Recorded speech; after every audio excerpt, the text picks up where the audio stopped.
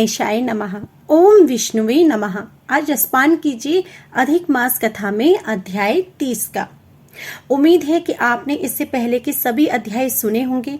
अध्याय 30 को आरंभ करने से पहले आप सभी का हमारी वीडियोस को सुनने के लिए, लाइक और कमेंट करने के लिए और अपना प्यार देने के लिए मैं आप सभी का धन्यवाद करती हूँ और उम्मीद है कि आप आगे भी इसी तरह से हमें अपना प्यार और सहयोग देते रहेंगे।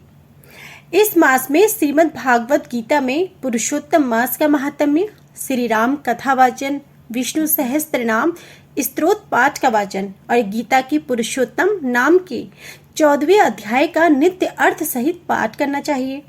आज का अध्याय आरंभ करने से पहले मैं आपको बताना चाहती हूँ कि आज मैं आप सभी के समक्ष गीता के पुरुषोत्तम नाम के 14वें अध्याय को प्रस्तुत करूंगी और कल से यानी 17 अगस्त से सावन मास का शुक्ल पक्ष प्रारंभ होगा। सावन मास के शुक्ल पक्ष में नियम पूर्वक प्रातःकाल शिव महापुराण की कथाएं सुनाई जाएंगी। आशा करती हूँ कि भगवान भोलेनाथ के प्रिय माह में आप सभी शिव महापुराण की कथाओं का रसपान करेंगे।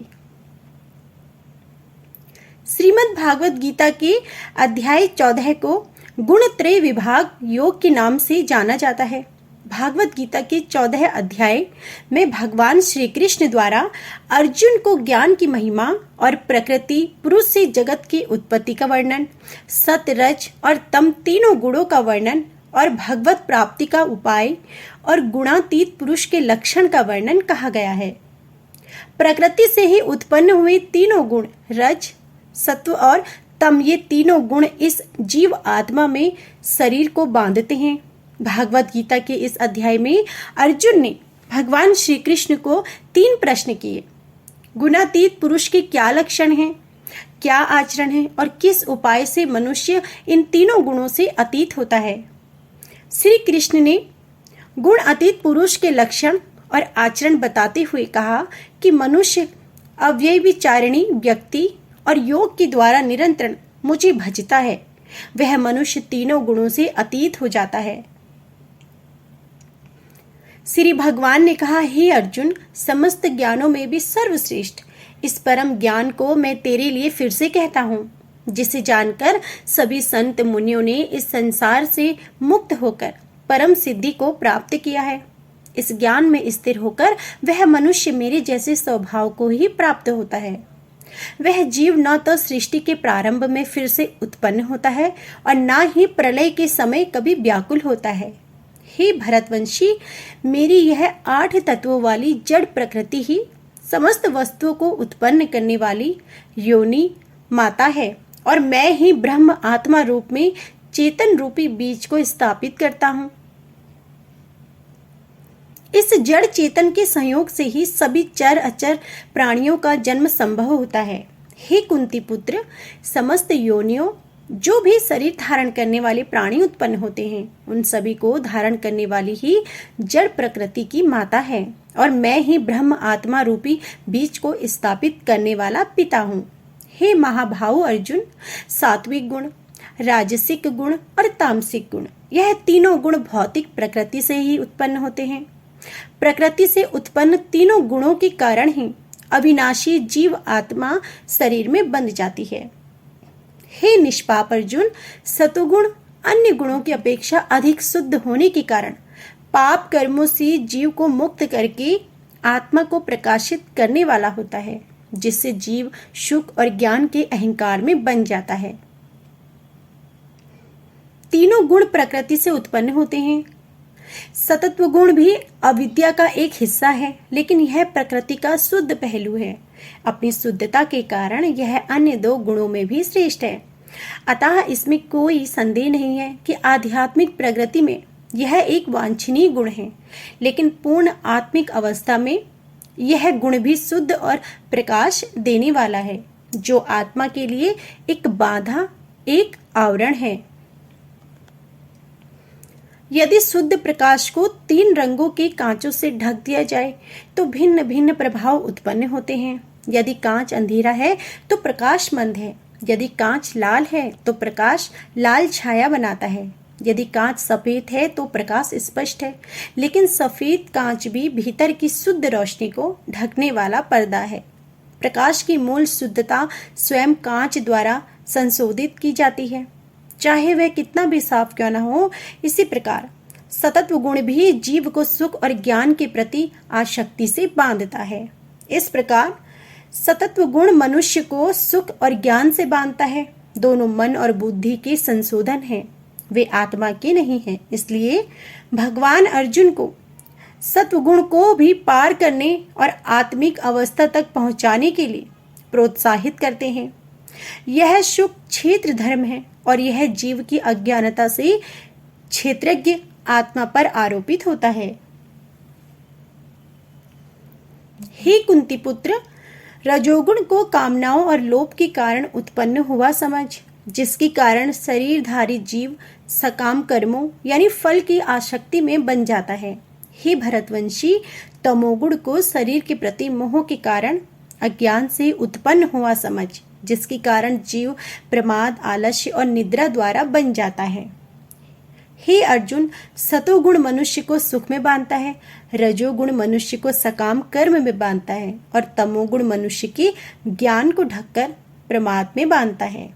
हे भरतवंशी अर्जुन, रजोगुण और तमोगुण के घटने पर सतोगुण बढ़ता है और सतोगुण और रजोगुण के घटने पर तमोगुण बढ़ता है। इसी प्रकार तमोगुण और सतोगुण के घटने पर तमोगुण बढ़ता है। जिस समय इसके शरीर के सभी 9 द्वारों, 2 आंखें, 2 कान, 2 नथुने, मुख, गुदा और उपस्थ में ज्ञान का प्रकाश उत्पन्न होता है, उस समय सतोगुण विशेष बुद्धि को प्राप्त होता है। हे भरतवंशी में श्रेष्ठ, जब रजोगुण विशेष बुद्धि को प्राप्त होता है, तब लोभ के उत्पन्न होने के कारण फल की इच्छा से कार्यों को करने की प्रवृत्ति और मन की चंचलता के कारण विषय भोगों को भोगने की अनियंत्रित इच्छा बढ़ने लगती है। हे कुरुवंशी अर्जुन, तब तमोगुण विशेष बुद्धि को प्राप्त होता है। जब कोई मनुष्य सतोगुण की बुद्धि होने पर मृत्यु को प्राप्त होता है, तब वह उत्तम कर्म करने वालों के निर्मल स्वर्ग लोक को प्राप्त होता है।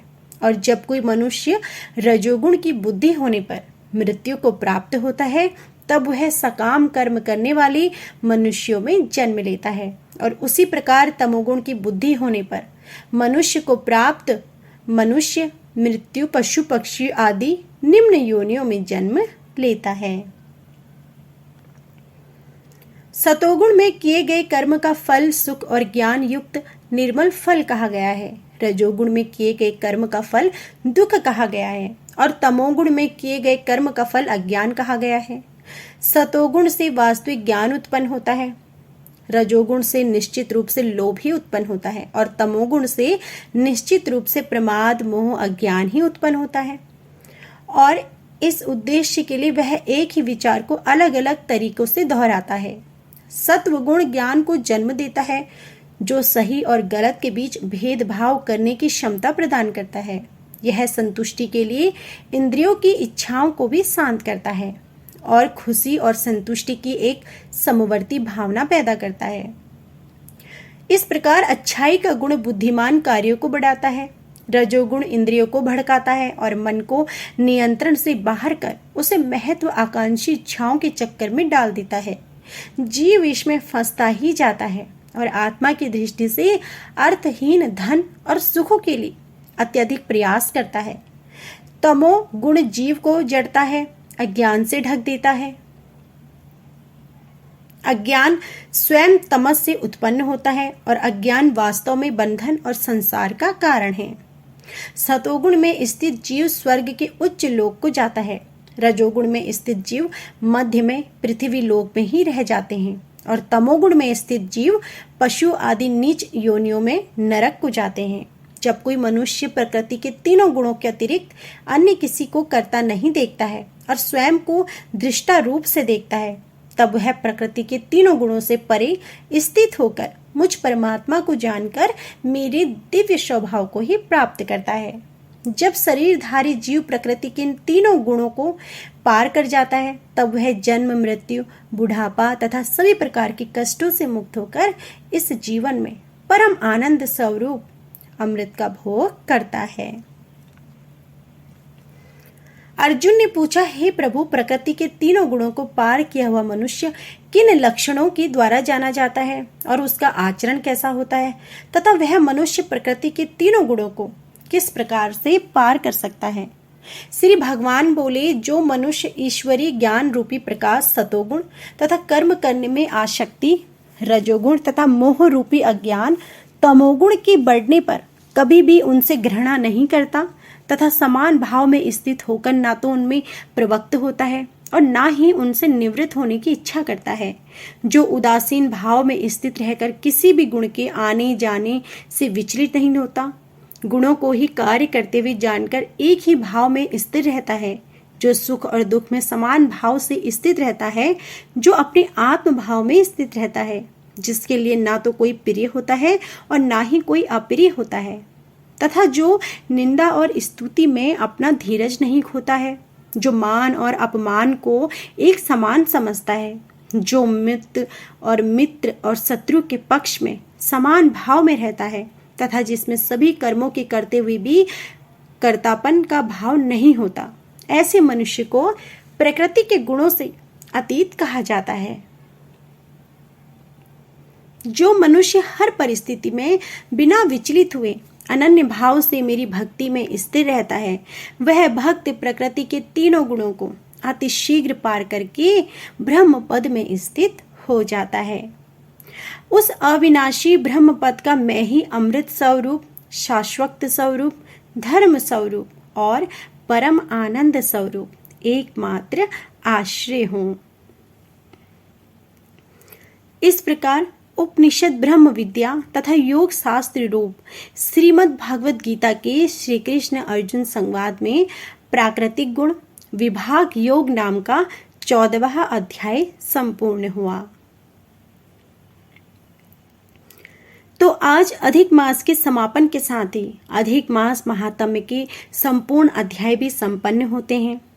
आशा करती हूँ कि आप सभी ने नियम पूर्वक और भक्ति भाव से अधिक मास के नियमों का पालन किया होगा और उम्मीद करती हूँ कि भगवान श्री हरि आपकी भक्ति भाव को स्वीकार करें। पुरुषोत्तम मास में हमारे सभी अध्यायों को सुनने के लिए आप सभी का धन्यवाद। कल से यानी 17 अगस्त से सावन मास का शुक्ल पक्ष प्रारंभ होगा। सावन मास के शुक्ल पक्ष में नियम के साथ प्रातःकाल शिव महापुराण की कथाएं सुनाई जाएंगी। आशा करती हूँ कि भगवान भोलेनाथ के प्रिय माह में आप सभी शिव महापुराण की कथाओं का रसपान करेंगे और अपने जीवन को आध्यात्मिक पथ पर अग्रसर करेंगे। जय श्री हरि।